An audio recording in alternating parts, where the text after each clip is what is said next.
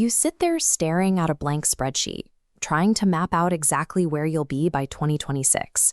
You tweak the goals and adjust the timelines, waiting for a flash of clarity that never actually comes.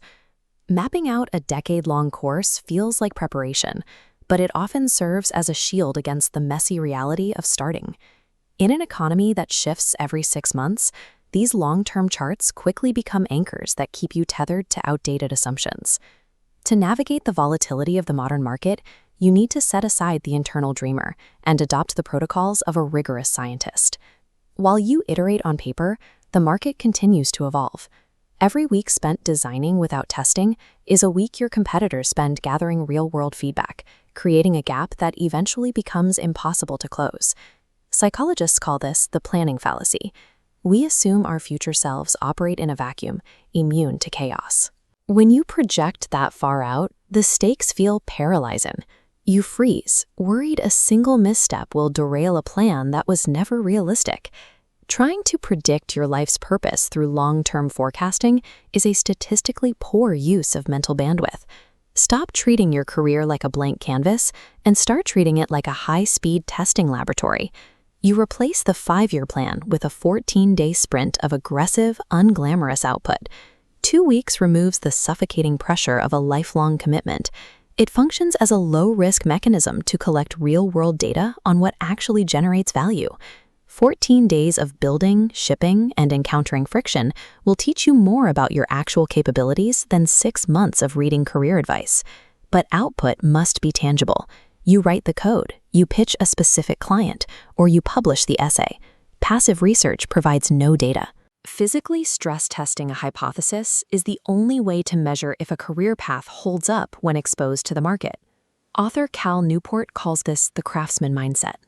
His research into high performers shows that passion is almost always a lagging indicator. It only emerges after you've developed rare skills that give you autonomy and a sense of impact. These sprints require gritty, repetitive labor. That friction naturally filters out the people who only like the aesthetic idea of being successful. Motivation often works in reverse. You put in the intense reps to acquire a skill, and as you achieve mastery, the calling finds you. Passion is a reward you earn by getting so good they can't ignore you. Many sprints will fail. This provides a concrete data point, eliminating a dead end in 14 days rather than investing years. You apply the pivot or persevere framework.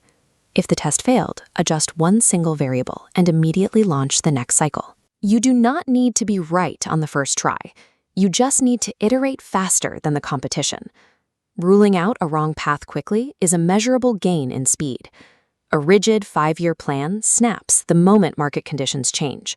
A continuous chain of short-term experiments absorbs that volatility and adapts. This creates the compound interest of aggression. The small daily wins and micro-failures from these jagged sprints stack up into a structural lead over those still stuck in the planning phase. Ironically, by embracing short-term chaos and constant iteration, you build a foundation of long-term career stability. Prioritizing the act of doing over the act of deciding creates compounding growth over time. When you look at highly successful people, they appear to follow a master plan. The reality is a high frequency of relentless, messy, short-term experiments. You don't have to decide your ultimate destiny today. Your only job is micro-execution in the present. Close the planning documents, pick one variable, and define the parameters of your first 14-day experiment starting this Monday.